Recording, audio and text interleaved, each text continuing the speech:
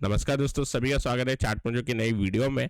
अब दोस्तों आज के दिन एक गैप डाउन ओपनिंग देखने मिली। गैप डाउन ओपनिंग के बाद एक अच्छी रैली बनी। अगर मैं 15 मिनट का यहाँ पे चार्ट लगाता हूँ, स्मॉलर टाइम फ्रेम पे जाते हैं तो दिखाई देता है कि हायर हाई लो पूरे इंट्राडे में ही एक बाइंग चल रही थी। तो यहाँ पे बुल्स ने अभी भी ग्राउंड होल्ड किया हुआ है।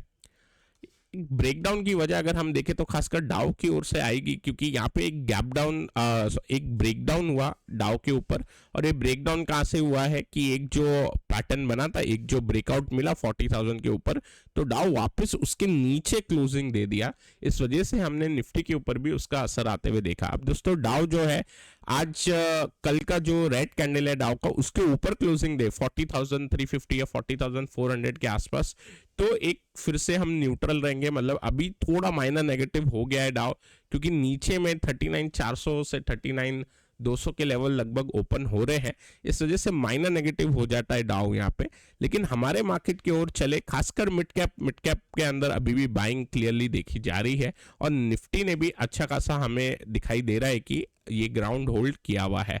सो ओवरऑल लेवल की अगर बात करें तो ऊपर के साइड जो लेवल इंपॉर्टेंट निकल के आएगा 24,500 का एक लेवल है। लेकिन हम देख रहे हैं कि 24,600 का जो लेवल होगा वो एक बार मार्क करना ज़्यादा सही रहेगा, क्योंकि यहाँ पे हमने देखा कि जो बजट के दिन पे जो हाई बना था और उसके प्रीवियस दिन जो हाई बना था लगभग 24,600 का था।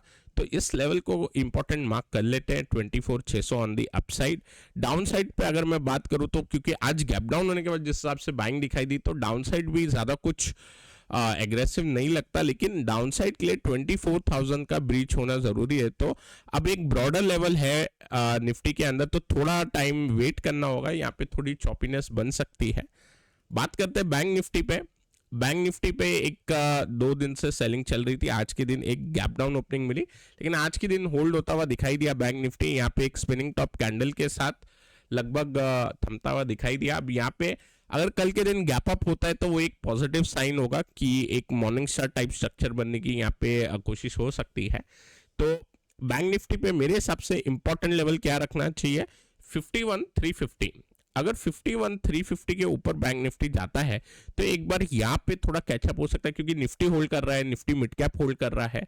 तो बैंक निफ्टी के लिए 51,350 के ऊपर निकलने के बाद एक बार हम व्यू बना सकते हैं कि थोड़ा रिवर्सल आए। अब ये लेवल इंपॉर्टेंट क्यों हो जाता है, क्योंकि आप अगर यहाँ पे एक लाइन ड्रॉ करेंगे तो एक ब्रेकडाउन आया है जस्ट यहाँ पे 51,350 के एरिया पे। ये ट्रेंड लाइन आपको दिखाई देगी कल के कैंडल पे। ओके, तो 51,350 जैसे ही हम अंदर जाएंगे तो वापस से हम कहीं ना कहीं ये जो सपोर्ट लाइन है इसके अंदर पहुंच जाएंगे। एक गैप अप के साथ अगर ये होता हुआ दिखाई दे तो इससे कॉन्फिडेंस बढ़ जाएगा कि एक बार के लिए मार्केट बैंक निफ्टी नीचे आया, गैप डाउन के साथ एक होल्ड हुआ बैंक निफ्टी, एक स्पिनिंग टॉप बना। नेक्स्ट दिन एक हल्का गैप अप के साथ बाइंग अगर यहाँ पे जनरेट होती है और 51,350 पार करते हैं तो एक साइन मिलेगा कि बैंक निफ्टी फिर से 52,400 52,800 के आसपास जाने के लिए तैयार हो गया है। अब दोस्तों यहाँ पे डाउन साइड के लिए बैंक निफ्टी वीक तो हो रहा है, लेकिन डाउन साइड के लिए एज सच क्योंकि मिड कैप स्ट्रांग है, निफ्टी स्ट्रांग है और निफ्टी आईटी चल रहा है।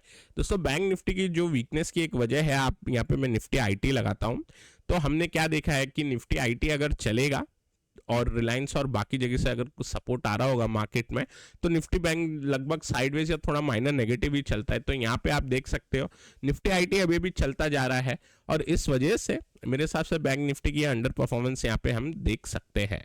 तो अगर निफ्टी आईटी थोड़ा बहुत नेगेटिव होगा तो उस दिन से फिर बैंक निफ्टी एक बार टेक ओवर कर सकता है।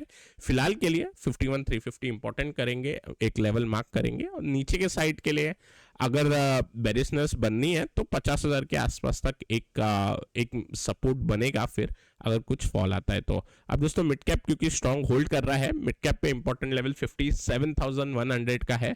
उसके ब्रीच होने के बाद थोड़ा बहुत अपसाइड फिर से ओपन हो जाएगा, 58,000 की फिर से जर्नी एक बार देख पाएंगे। बात करते हैं बॉन्ड यील्ड की, क्योंकि आज यूएस के डेटा आए हैं। पहले मैं डॉलर इंडेक्स बताता हूँ। डॉलर इंडेक्स एक बार के लिए यहाँ पे साइडवेज में है। अगर हम देखें तो यूएस की इकोनॉमी की जो जीडीपी ग्रोथ आई है वो 2.8 आई है। 2 की एक्सपेक्टेशन थी 2% की, लेकिन ये जो थोड़ी स्ट्रॉन्ग जीडीपी नंबर आए हैं उससे ये एक्सपेक्टेशन बन सकता है कि जो रेट कट जो सितंबर में है क्या उस पर क्वेश्चन मार्क लगेगा। अब दोस्तों यहाँ पे देखें तो बॉन्ड यील्ड ने ज़्यादा रिएक्शन नहीं दिया है, थोड़ा नेगेटिव ही है। तो और थोड़े दिन में एक बार आइडिया लगेगा यहाँ पे किस हिसाब से बॉन्ड यील्ड रिएक्ट करेगा और डेटा जैसे निकल के आएंगे। फिलहाल के लिए डाउ के ऊपर ही हम फिर एक बार व्यू लेंगे, क्योंकि मैक्रो थोड़े कंफ्यूजिंग यहाँ पे हो सकते हैं आने वाले टाइम पे, और खासकर जो डॉलर इंडेक्स स्ट्रांग होने की कोशिश कर रहा है इसका इम्पैक्ट तो गोल्ड और सिल्वर पे दिख ही रहा है। और ब्रेंट अगर देखें तो वो भी थोड़ा एक बार बेरिश टेरिटरी में जा चुका है। तो यहाँ पे दोस्तों डाउ पे क्लोजिंग ऊपर होना काफी इंपॉर्टेंट हो जाएगी। इसके ऊपर क्लोजिंग होते हुए 40,400 की क्लोजिंग ऊपर होते हुए तो हम बायस निफ्टी पे भी फिर एक बार न्यूट्रल से माइनर पॉजिटिव कर सकते हैं। फिलहाल के लिए न्यूट्रल हम एक बार पकड़ के चलेंगे। अब दोस्तों कमोडिटी के अंदर जैसे गोल्ड और सिल्वर के अंदर मेजर ब्रेकडाउन है यहाँ पे, जो प्रीवियस रेजिस्टेंस था अब वो ब्रेकडाउन हो चुका है। तो इसका मतलब अब सिल्वर के अंदर नेक्स्ट जो सपोर्ट मिलेगा वो लगभग 26.5 के आसपास मिलना चाहिए। यहाँ पे हमने कल एक काउंटर पे चार्ट स्टडी की थी, उसके ऊपर चलते हैं और IDBI बैंक के ऊपर जाते हैं। बीओ सून यहाँ पे था, ब्रेकआउट आते हुए दिखाई दिया, 100 के ऊपर गए, लगभग 6-7% इंटरडे में ऊपर था और क्लोजिंग भी इसकी पॉजिटिव है 101.5 के आसपास। तो एक अच्छा यहाँ पे ब्रेकआउट देखने मिला। वॉल्यूम भी आज इसके अंदर अच्छी आई, कल से थोड़ी बहुत इंक्रीमेंटल साइड ही है। तो यहाँ पे ब्रेकआउट हो चुका है। अब इसका जो एक बार व्यू बन रहा है कि ब्रेकआउट जो बना है काफी सालों बाद बना है, अभी ये लेवल पे काफी सालों बाद आया है। नेक्स्ट जो हर्डल इसका दिखाई देता है वो लगभग 2014 के लेवल्स के आसपास दिखाई देगा, 114-115 के आसपास। लेट अस सी, ये रेक्टेंगल तो अच्छा बना है। इसमें अब इंपॉर्टेंट लेवल क्या हो जाएगा, आज का लो इंपॉर्टेंट हो जाएगा जो कि है 95। उसके नीचे जाने के बाद थोड़ा बहुत ये चॉपी हो सकता है। अब एक काउंटर कैश साइड से फिर से आ रहा है चार्ट स्टडी के लिए अभी, क्योंकि बायस जो है वो न्यूट्रल हो गया है, लेकिन मिड कैप के अंदर फिर भी स्ट्रॉन्ग बाइंग है। मिड कैप अभी भी होल्ड कर रहा है, लीड कर रहा है। तो जेएम फाइनेंशियल का ये काउंटर निकल के आता है। अब जेएम फाइनेंशियल की बात करें तो यहाँ पे एक फ्लैग पैटर्न बना है, लेकिन अगर इसकी जरा चार्ट स्टडी करते हैं 2-3 महीनों की तो क्या दिखाई देता है, यहाँ पे एक एचएनएस बना, एचएनएस के बाद ये गैप डाउन हुआ। ये गैप डाउन न्यूज की वजह से हुआ था, सेबी की कुछ न्यूज थी यहाँ पे गैप डाउन वाले दिन ही आई थिंक। उसके बाद आप देख सकते हो कि एक जिस दिन गैप डाउन हुआ उसी दिन बाइंग आ गई इसके अंदर और फिर साइडवेज होके धीरे धीरे नीचे गया। अब यहाँ पे इसने एक डबल बॉटम पैटर्न बना दिया। अब दोस्तों ये जो डबल बॉटम पैटर्न है इसका ब्रेकआउट हमें दिखाई दे रहा है। अब ब्रेकआउट के बाद अगर मैं इस पे देखूं अभी तो एक कंसोलिडेशन हुई और कंसोलिडेशन में पोल एंड फ्लैग का पैटर्न अब दिखाई दे रहा है। अगर मेरे को ये डबल बॉटम का एक बार टारगेट ऑब्जेक्टिव देखना है तो डबल बॉटम की लेंथ एक बार देख सकते हैं और लगभग ये 113-115 के आसपास आता है। तो ये बेसिकली जो पैटर्न की जो ब्रेथ होती है उसी को ही हम एक बार प्लॉट कर सकते हैं। तो दोस्तों इस हिसाब से अगर कल के दिन पे ब्रेकआउट हमें मिलता है फ्लैग पैटर्न का तो एक मूव की उम्मीद करेंगे।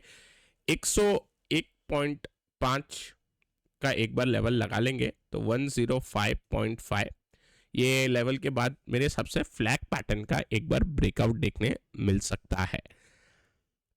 एक ही काउंटर के ऊपर फिलहाल ये नेक्स्ट डे के लिए चार्ट स्टडी अभी करेंगे और मार्केट के ऊपर फिलहाल थोड़ा न्यूट्रल एक बार व्यू बना लेंगे।